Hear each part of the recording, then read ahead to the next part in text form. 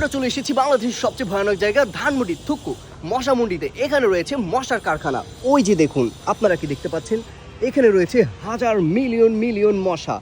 এর প্রমাণ হচ্ছে এখানে রাত কাটানো খুবই ভয়াবহ। এখানে দিন যেরকম দেখতে পাচ্ছেন, রাত ততটাই ভয়ানক থাকে। এখানে রাতে আপনি 1 মিনিট কি 30 সেকেন্ডও এখানে দাঁড়াতে পারবেন না, কারণ মশার জন্য। এখানে আপনাদেরকে তার প্রমাণ আমি এখনই দিয়ে দিচ্ছি। দেখুন এখানে টাঙ্কিটাকেও কিভাবে মশারি দিয়ে আটকে রাখা হয়েছে। শুধু তাই নয়, এই বিল্ডিংটাকেও দেখুন কিভাবে তাকে মশারি দিয়ে আটকে রাখা হয়েছে, যাতে সে মশার কবল থেকে বেঁচে যায়। আবার দেখুন এখানে কবুতরগুলোকেও মশার খোপে আটকে রাখা হয়েছে মশারি দিয়ে, কারণ তারা যেন মশার কারণে কোনো বিপজ্জনক মুহূর্তে না পড়ে।